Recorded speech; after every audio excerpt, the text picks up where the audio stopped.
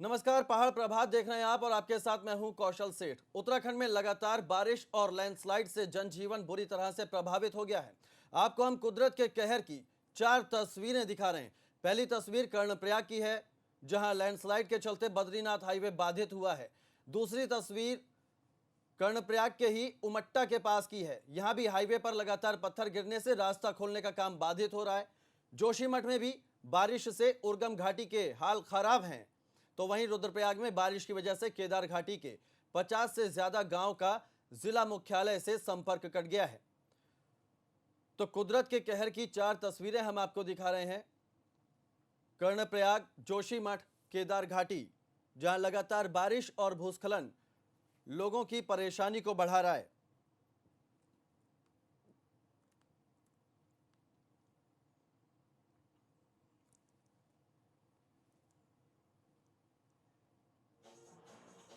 तो 4 तस्वीरें दिखा रहे हैं।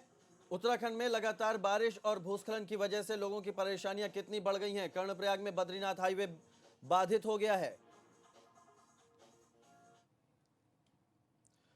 रुक करते हैं इस वक्त की बड़ी खबर का। मसूरी में घरों में घुस गया है बारिश का पानी। घरों में 4-4 फीट तक पानी भर गया है। नगर पालिका प्रशासन पर लोगों ने आरोप लगाया है। नाला बंद होने की शिकायत पर नगर पालिका प्रशासन ने संज्ञान नहीं लिया, जिसके चलते ऐसे हालात पैदा हो गए। अब प्रशासन प्रभावितों को राहत राशि देगा। तो जिन लोगों के घर प्रभावित हुए हैं, जिनके घरों में रखा सामान खराब हो गया है, उनको प्रशासन की ओर से राहत राशि के चेक दिए जाएंगे। तो ये तस्वीरें मसूरी की आपको दिखा रहे हैं। लगातार बारिश से यहाँ घरों में पानी घुस गया है और उसके बाद जो नुकसान हुआ है वो आप देख सकते हैं। जो स्थानीय लोग हैं उन्होंने नगर पालिका प्रशासन पर आरोप लगाया है कि नालों के बंद होने की शिकायत उन्होंने की थी, लेकिन उस पर कोई संज्ञान नहीं लिया गया। और जिसके बाद अब ये हालात पैदा हो गए कि उनके घरों में 4-4 फीट तक पानी भर गया है। ये तस्वीरें मसूरी की देखिए आप, किस तरह से बारिश के बाद यहाँ के हालात बने हैं। पानी ने सारा बिल्कुल ख़त्म कर दिया और हालत यह है कि यहाँ के सारे नाले बंद हैं। प्रशासन कोई सुनने के लिए राज़ी नहीं और इन नाले बंद होने की वजह से सारा पानी सड़कों पर घरों में घुस रहा है। बरसात से जिनको मसूरी में जिसको भी नुकसान हो रहा है, इनके घरों को या उनके बर्तन कपड़े वगैरह, तो इसको हम तत्काल उनको राहत राशि वितरित कर रहे हैं। पूर्व में भी 10 चेक यहाँ पर वितरित किए गए हैं। और जैसे कि संज्ञान में आया है कि एक जगह पे जो है अभी 5-6 परिवारों को हमारे नायब तहसीलदार गए थे और उनके द्वारा ये बताया गया है कि 6 परिवारों के को जो है हम 5 परिवारों को जो है उनके घर में पानी घुसने की बात आई है और उन्होंने इंस्पेक्शन भी कर लिया। तो इसको हम तत्काल जो है कल ही इनकी जो है P20 बना करके और अहेतुक सहायता जो है वितरित करेंगे।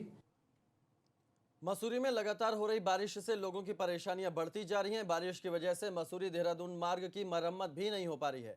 सड़क किनारे पहाड़ी को काटकर रोड को चौड़ा किया जाना था, जिसकी वजह से मार्ग को भी बंद किया गया था, लेकिन बारिश की वजह से काम पूरा नहीं हो पा रहा है। सोमवार को मसूरी देहरादून मार्ग का भारी भूस्खलन होने से 60 मीटर रोड ढह गया था, जिसके बाद वाहनों की आवाजाही में खासी परेशानियों का सामना करना पड़ रहा है। लेकिन बारिश ने ये परेशानियां दोगुनी कर दी हैं। तो ये वो रास्ता है जो सोमवार को भूस्खलन के चलते जमींदोज हो गया था और अब इस रास्ते को खोलने का काम जारी है। इस रास्ते को ठीक किया जा रहा है, लेकिन बारिश की वजह से मरम्मत का काम नहीं हो पा रहा है।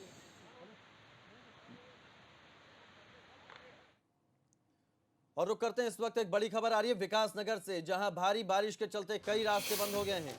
कालसी चक्राता रोड जजरेट के पास बंद हुआ है। चक्राता लाखा मंडल रोड भी मलबा आने से बंद हो गया है। तो विकासनगर से बड़ी खबर बता रहे हैं, कई रास्ते भारी बारिश के चलते बंद हो गए हैं। भारी बारिश ने लोगों की परेशानी बढ़ा दी है। कालसी चक्राता रोड जजरेट के पास बंद हुआ है। चक्राता लाखा मंडल रोड भी मलबा आने से बंद हो गया है। विकासनगर से ये बड़ी खबर आपको बता रहे हैं।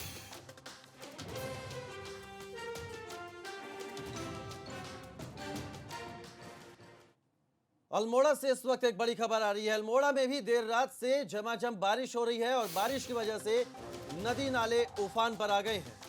और इसकी वजह से जिला प्रशासन अलर्ट हो गया है। अल्मोड़ा में देर रात से लगातार बारिश हो रही है। मौसम विभाग ने उत्तराखंड के अलग अलग इलाकों में बारिश की चेतावनी जारी की थी और उसका असर भी देखने को मिल रहा है। अल्मोड़ा की ये तस्वीरें हैं जहां लगातार बारिश हो रही है, नदी नाले उफान पर आ गए हैं और जिला प्रशासन एहतियात के तौर पर अलर्ट पर आ गया है। तो अल्मोड़ा की ये तस्वीरें हैं जहां देर रात से बारिश हो रही है। लगातार उत्तराखंड के कई इलाकों में बरसात हो रही है जिसकी वजह से लोगों की परेशानियां बढ़ गई हैं।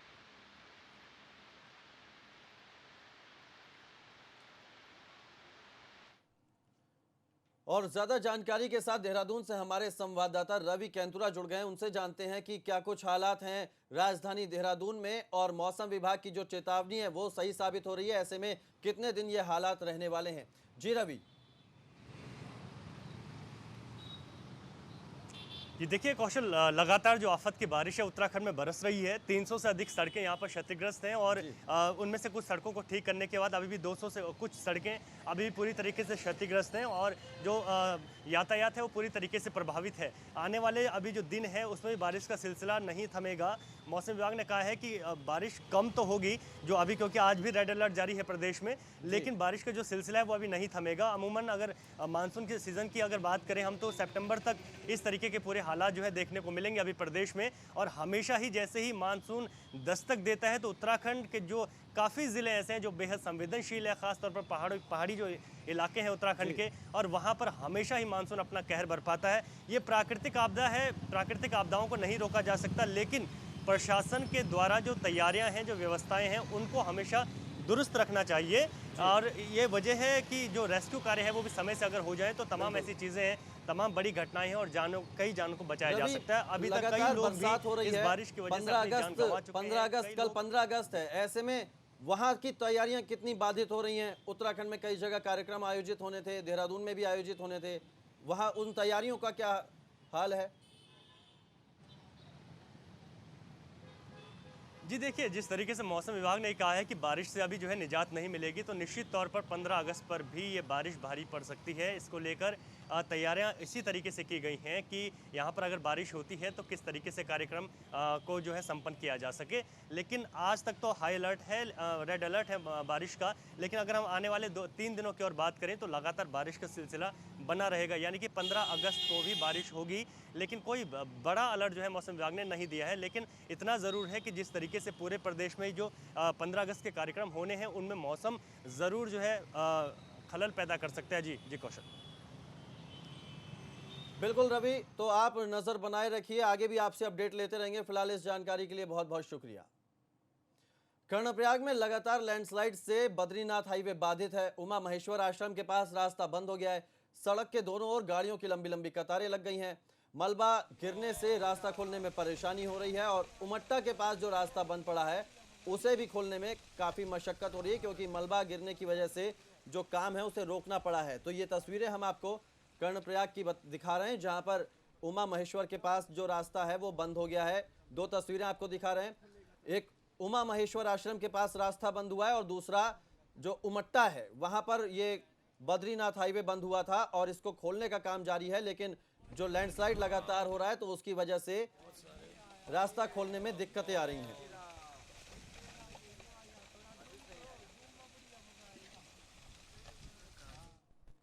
जोशीमठ में भी बारिश से लोग परेशान हैं। आफत की बारिश की वजह से उर्गम घाटी में हेलंग उर्गम मोटर मार्ग कई जगह से क्षतिग्रस्त हो गया है। इस रास्ते से दर्जन भर के गांव के लोग आवाजाही करते हैं, लेकिन भूस्खलन की वजह से वो कहीं आ जा नहीं पा रहे हैं। बड़गिंडा में कई घरों पर खतरा मंडरा रहा है।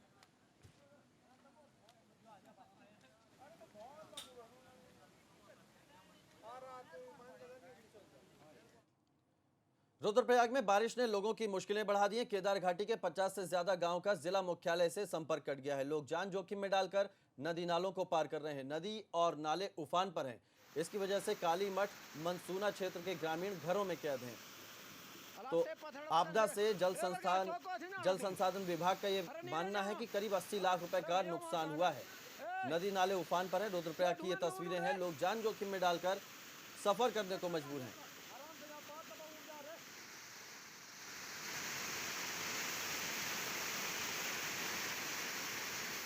तो रुद्रप्रयाग की ये तस्वीरें हैं जहां लगातार बारिश हो रही है। केदार घाटी के 50 से ज्यादा गांव हैं जिनका संपर्क जिला मुख्यालय से कट गया है।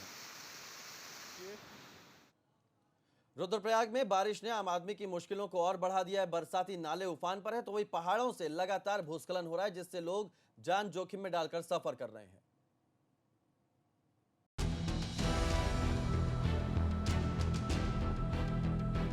रुद्रप्रयाग की ये तस्वीरें लोगों के दिलों में खौफ पैदा कर रही हैं।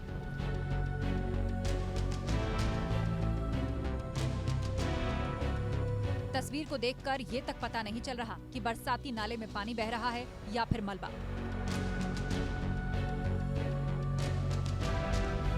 ऊखीमठ रांसी मार्ग पर एक बरसाती गदेरे से अचानक हलचल होती है। ऊपर से कुछ पत्थर नीचे की तरफ गिरने लगते हैं। तबाही मचाने वाले बोल्डर बहकर आ गए। बोल्डर इतने बड़े थे कि वो मोटर मार्ग के एक बड़े हिस्से को भी अपने साथ बहा कर ले गए।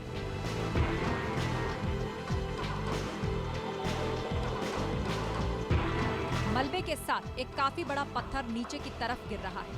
उसके साथ कुछ छोटे छोटे पत्थर और मलबा भी तेजी से नीचे की ओर बढ़ रहा है। एक बार के लिए तो लगा कि ये मलबा रुक गया है, मगर फिर अचानक से हलचल होती है और मलबा नीचे की तरफ बढ़ने लगता है।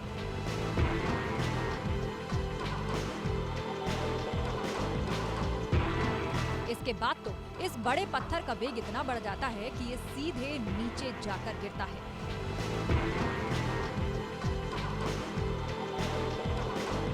देखते ही देखते धूल का एक गुबार बन जाता है। ऐसा लग रहा है मानो बादल आ गए हों। बोल्डर इतने बड़े थे कि वो रोड के एक बड़े हिस्से को भी अपने साथ बहा कर ले गए। रुद्रप्रयाग से रोहित डिमरी की रिपोर्ट, एबीपी गंगा।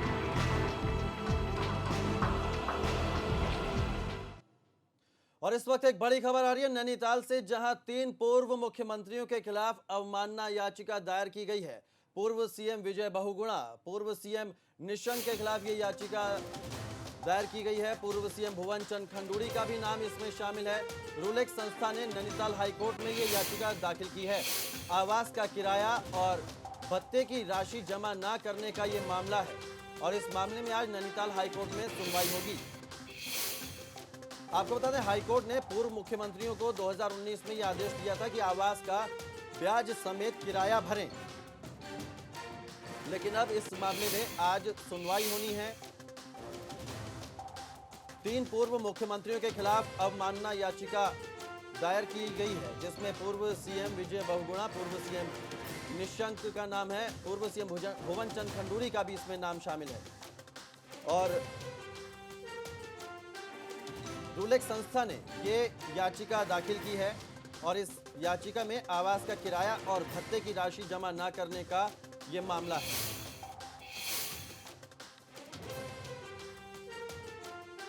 और इस मामले में आज नैनीताल हाईकोर्ट में सुनवाई होनी है। तो बड़ी खबर आपको बता रहे हैं, 3 पूर्व मुख्यमंत्रियों के खिलाफ अवमानना की याचिका दायर की गई है नैनीताल हाईकोर्ट में। आज इस मामले में सुनवाई होनी है। रूलेक्स संस्था ने नैनीताल हाईकोर्ट में यह याचिका दाखिल की है।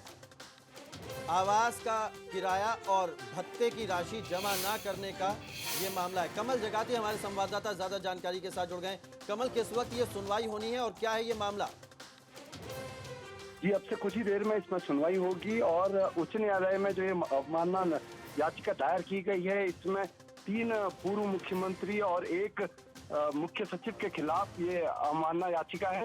इसमें आज बहुत महत्वपूर्ण इसलिए हो जाता है क्योंकि कोर्ट ने पहले ही इन तीनों को यहाँ जो किराया है वो ब्याज समेत भरने के लिए बोला था, लेकिन आज तक वो जमा नहीं करा गया है। इस चीज को लेके कोर्ट ने नाराजगी दिखाई थी, लेकिन उसके खिलाफ जो याचिका करता है रूलेक्स संस्था, वो आज उच्च न्यायालय पहुंची है। उच्च न्यायालय में उन्होंने अवमानना याचिका दायर करी थी, जिसके बाद आज उस पर सुनवाई हुई। बिल्कुल कमल, आप नजर बनाए रखिए। बहुत शुक्रिया इस जानकारी के लिए। तो एक अहम सुनवाई होनी है आवास का किराया और भत्ते की राशि जमा न करने के मामले में। बागेश्वर से इस वक्त एक बड़ी खबर आ रही है, जहां कोरोना के 9 पॉजिटिव केस मिले हैं और जिले में कोरोना मरीजों की संख्या 177 हो गई है। तो बागेश्वर से ये बड़ी खबर, कोरोना के नए 9 पॉजिटिव केस सामने आए हैं और जिले में कोरोना मरीजों की संख्या 177 हो गई है। बागेश्वर से ये बड़ी खबर आपको बता रहे हैं। कोरोना का मामला लगातार बढ़ता जा रहा है, कोरोना का आंकड़ा, और बागेश्वर में 9 नए पॉजिटिव केस मिले हैं।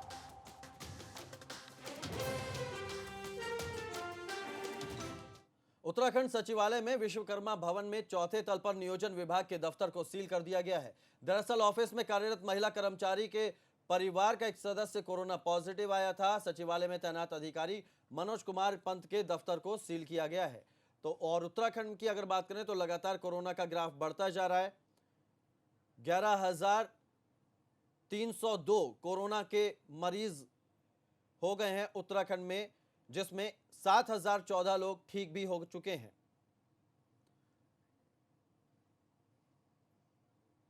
उत्तराखंड में कोरोना का ग्राफ तेजी के साथ बढ़ता जा रहा है। देहरादून में न्यायिक अधिकारी के कोरोना पॉजिटिव आने के बाद हड़कंप मचा है, जिसके बाद जिला जज कार्यालय और अपर जिला जज पंचम का न्यायालय अगले 3 दिनों तक के लिए बंद कर दिया गया है। जिला न्यायाधीश ने इसको लेकर आदेश जारी किया है। कोर्ट बंद होने से मुख्य रूप से जमानत प्रार्थना पत्र के कामों पर असर पड़ेगा। अपर जिला जज जो हैं हमारे पंचम, उनको कोरोना से प्रभावित हुए हैं। उनके कारण हमारे जिला जज न्यायालय बंद हो गया है और जिला न्यायालय परिसर पूरा बंद हो गया है। उसके कारण जो जमानत पत्र प्रार्थना पत्रों पर सुनवाई होनी थी वो प्रभावित हुई है। और इस वक्त चमोली से एक बड़ी खबर आ रही है। आज से शुरू होगी नंदा देवी लोकजात यात्रा। सिद्धपीठ कुरुड़ मंदिर से रवाना होगी मां नंदा की डोली और कैलाश के लिए मां नंदा की डोली रवाना होगी। कोरोना की वजह से कम लोगों को इजाजत दी गई है। तो बड़ी खबर, आज से शुरू होगी मां नंदा की लोकजात यात्रा। सिद्धपीठ कुरुड़ मंदिर से मां नंदा की डोली कैलाश के लिए रवाना होगी। कोरोना की वजह से कम लोगों को इजाजत दी गई है। बड़ी खबर चमोली से आपको बता रहे हैं। आज से मां नंदा की जो लोकजात यात्रा है उसका शुभारंभ होने जा रहा है। सिद्धपीठ कुरुड़ मंदिर से मां नंदा की डोली रवाना होगी। कैलाश के लिए मां नंदा की डोली रवाना की जाएगी। कोरोना की वजह से कम लोगों को ही इसकी इजाजत मिली है।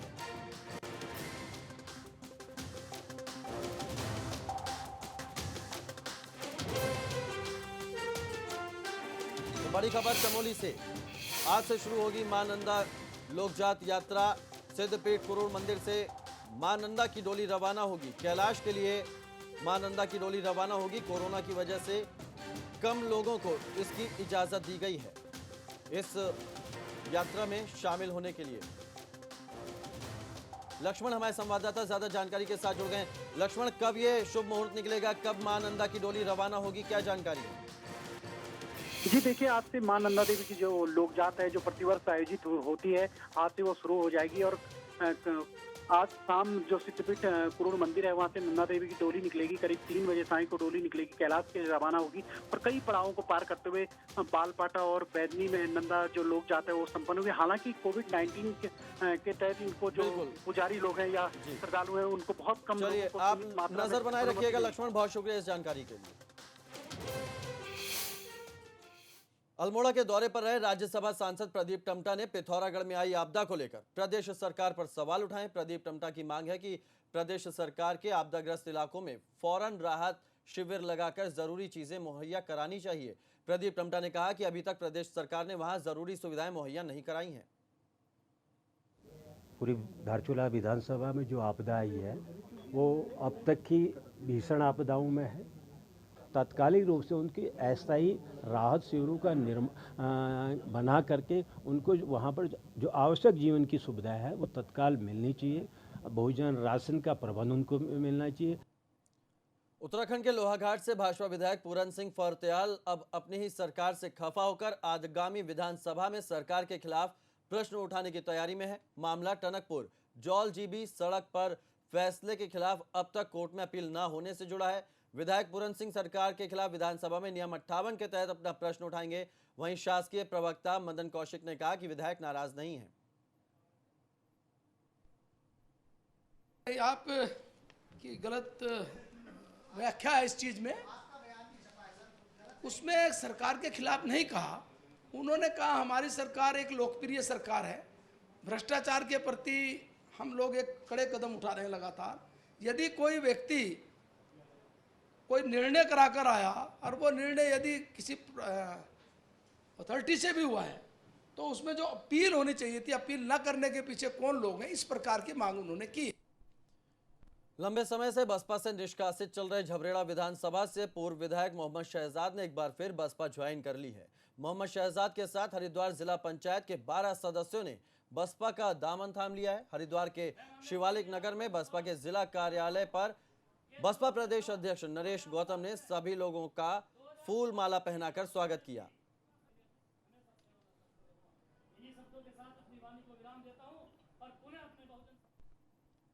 चमोली के जिला मुख्यालय गोपेश्वर में बीते 4 दिनों से पानी की किल्लत और दूषित पानी की आपूर्ति को लेकर लोगों का गुस्सा सड़क पर उतर गया। गोपेश्वर नगर में रहने वाले लोग अपने अपने पानी के खाली बर्तनों को लेकर नगर के मुख्य चौराहे पर पहुंच गए, जहां पर लोगों ने जल संस्थान के खिलाफ नारेबाजी की। लोगों ने अधिशासी अभियंता और सहायक अभियंता को करीब 1.5 घंटे तक सड़क पर ही घेर कर रखा। जब पानी के टैंकर ने नगर क्षेत्र में सप्लाई शुरू की, तब लोगों ने अधिशासी अभियंता को जाने दिया।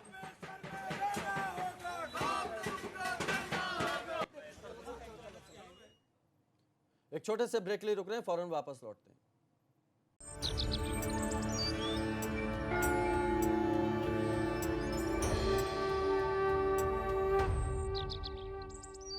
ब्रेक के बाद स्वागत है आपका। देहरादून पुलिस लाइन में स्वतंत्रता दिवस की तैयारियां जोर शोर से चल रही हैं। पहली बार देहरादून की पुलिस लाइन में स्वतंत्रता दिवस का कार्यक्रम होना है, क्योंकि ऐतिहासिक परेड ग्राउंड जहां कार्यक्रम होते आए हैं, वहां पर स्मार्ट सिटी का काम अधूरा है।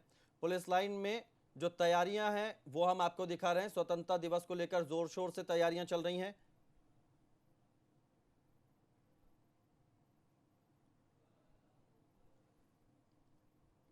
बड़कोट से यह खबर है, जहां तीर्थ पुरोहितों पर दादागिरी का आरोप लगाया है। चार धाम विकास परिषद के उपाध्यक्ष शिव प्रसाद ममगई ने उन्होंने आरोप लगाया कि यमुना मंदिर में जो तीर्थ पुरोहित हैं वो दर्शन नहीं करने दे रहे हैं।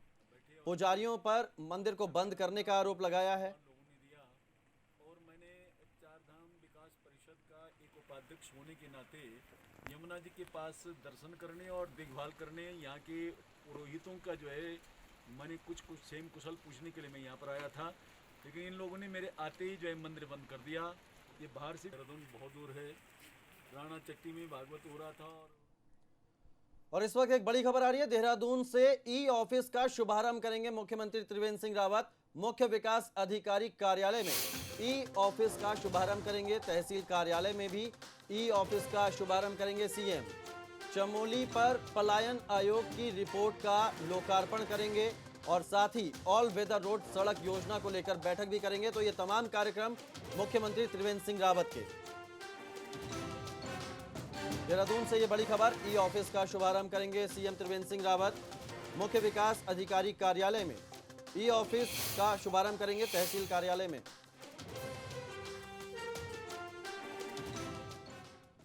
और अब रुक करते हैं 13 जिलों की 13 खबरों का। उधम सिंह नगर में गन्ने के खेत में घायल हालत में मिला मजदूर। मसूरी में लैंडस्लाइड की वजह से मार्ग बाधित, सड़क का 60 मीटर हिस्सा ध्वस्त। बद्रीनाथ हाईवे लांबागढ़ में बाधित, बारिश की वजह से गिर रहा है मलबा। चंपावत में 4 किलो चरस के साथ 2 लोग गिरफ्तार। खटीमा में वाहन चोर गिरोह के 2 सदस्य गिरफ्तार। पौड़ी में पिंजड़े में कैद हुआ गुलदार, गौशाला के अंदर घुसा था। हरिद्वार में उत्तराखंड पावर कॉर्पोरेशन की अंडरग्राउंड केबलिंग का निरीक्षण किया। रामनगर में दिव्यांगों के लिए 6 महीने से नहीं लगा कैंप, जरूरी दस्तावेज बनवाने में दिक्कत। अल्मोड़ा में पार्टी कार्यकर्ताओं से मिले हरीश रावत, जनहित के कामों को बढ़ाने की बात कही। कोटद्वार में सांसद तीरथ सिंह रावत ने दौरा किया, कार्यकर्ताओं के साथ बैठक की। पौड़ी में कोरोना के दौरान घर लौटने वाले लोग खेती कर रहे हैं, कृषि विभाग की तरफ से चलाई गई कई योजनाएं। कर्णप्रयाग में बद्रीनाथ हाईवे लंगासू के पास बाधित हुआ, मलबा गिरा।